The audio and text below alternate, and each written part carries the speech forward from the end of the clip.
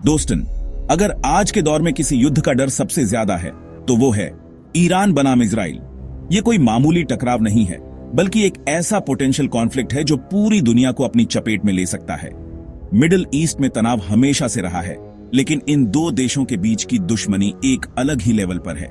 एक तरफ है ईरान, जो अपनी इस्लामी क्रांति, विशाल सेना और एंटी वेस्ट स्टैंड के लिए जाना जाता है। दूसरी तरफ है इजराइल, एक छोटा सा देश जो अपनी technological superiority, world class intelligence और अमेरिकन सपोर्ट के दम पर एक रीजनल सुपर पावर बन चुका है।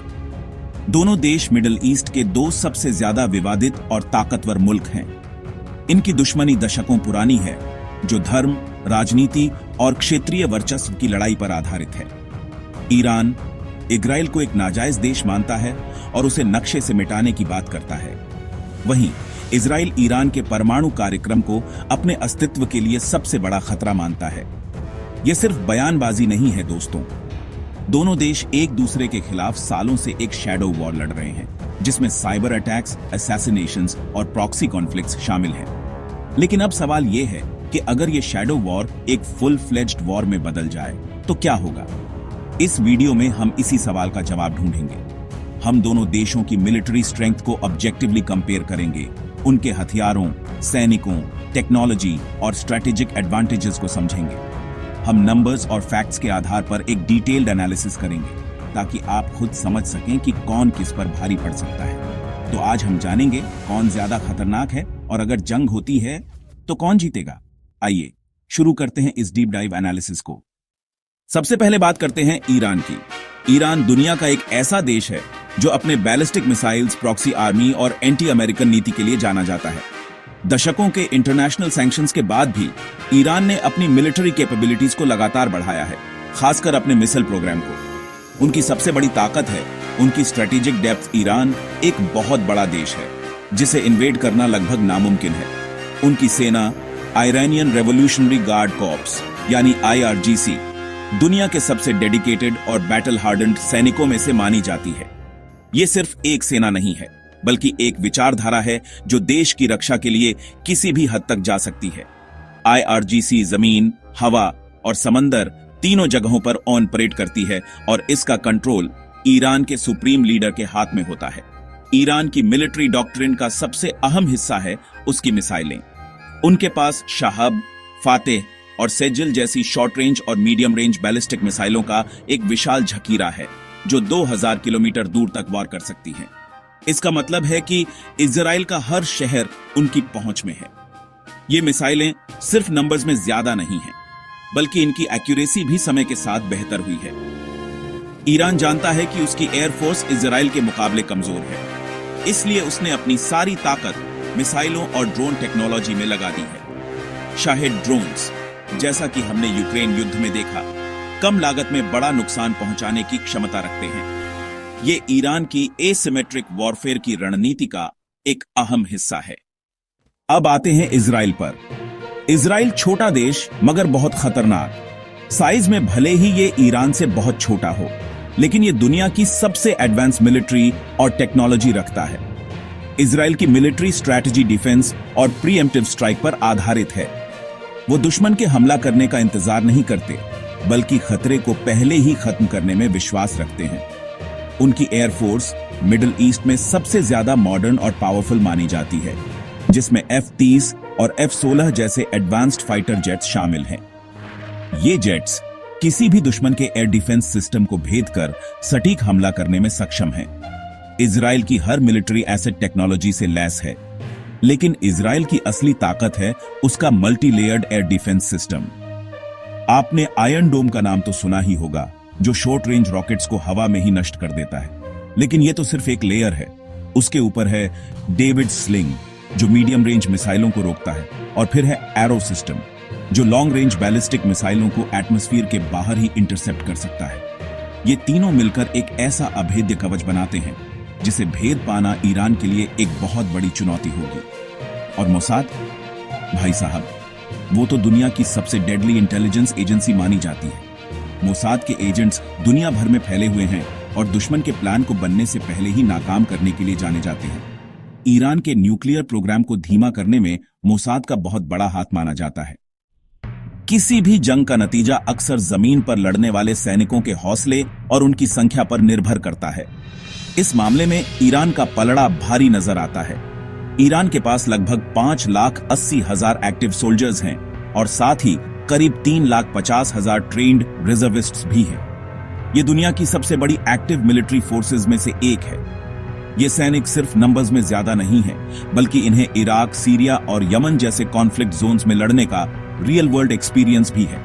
IRGC के सैनिक अपनी लॉयल्टी और फाइटिंग स्पिरिट के लिए जाने जाते हैं। ईरान की बड़ी आबादी उसे एक बड़ा एडवांटेज देती है, जिससे वो एक लंबी लड़ाई को सस्टेन कर सकता है। इसके मुकाबले इजराइल के पास एक्टिव सोल्जर्स की संख्या काफी कम है, करीब 1,70,000। लेकिन यहाँ एक ट्विस्ट है।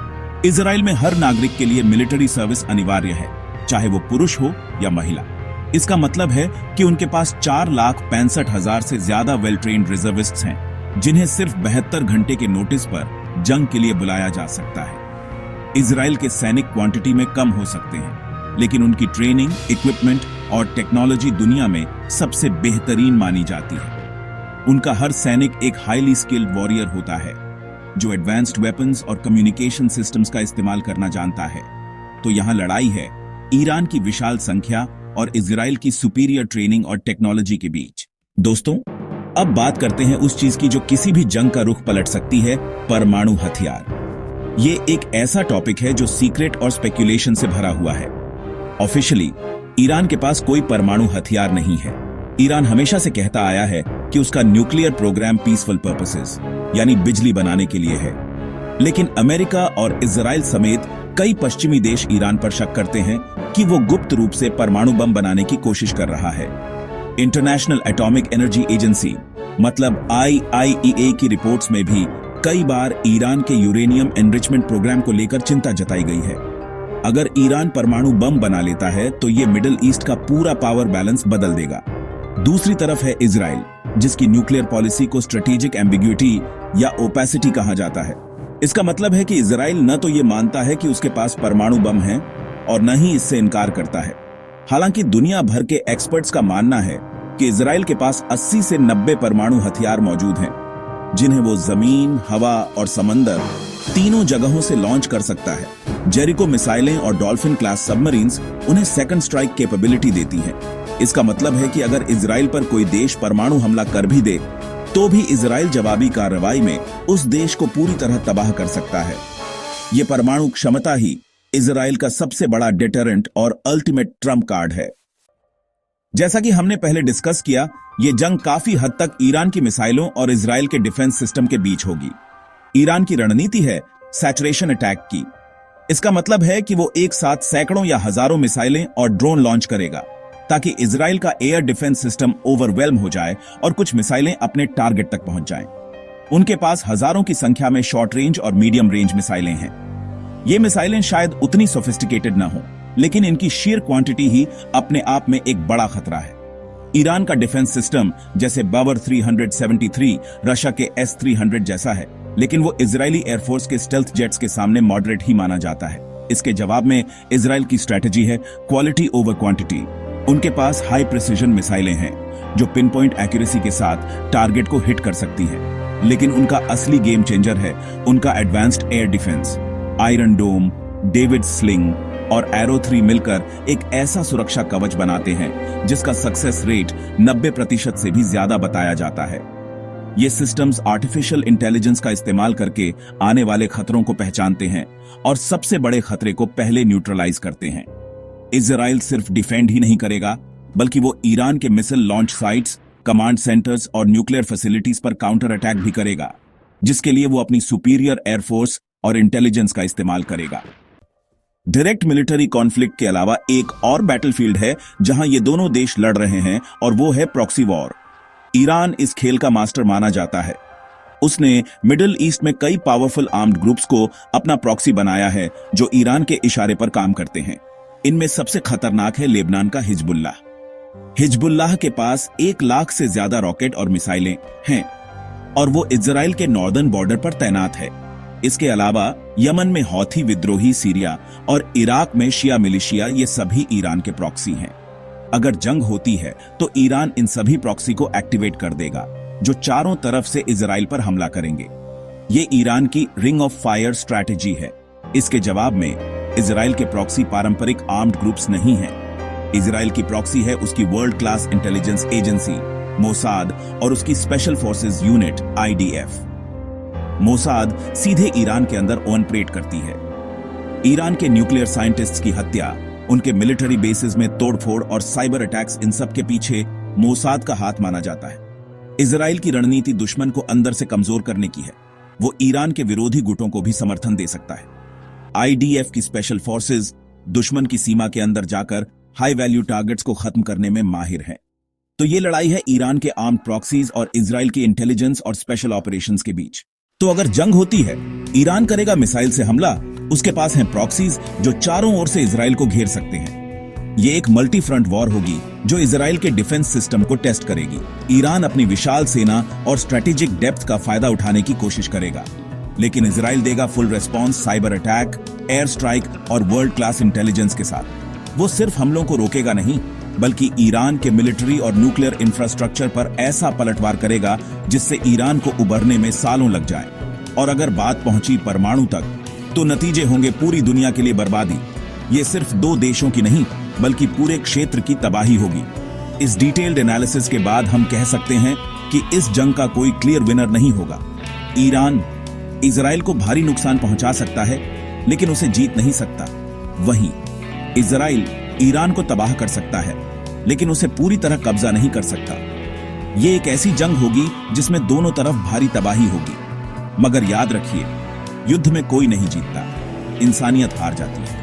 आज की दुनिया में शांति ही सबसे बड़ा हथियार है। देशों को अपने मतभेद बातचीत और डिप्लोमेसी से सुलझाने चाहिए, क्योंकि जंग की कीमत आम इंसानों को अपनी जान देकर चुकानी पड़ती है। तो दोस्तों, ये था हमारा एनालिसिस ईरान और इजराइल की मिलिट्री पावर पर। आपको क्या लगता है, कौन जीतेगा अगर ईरान और इजराइल में जंग छिड़ती है?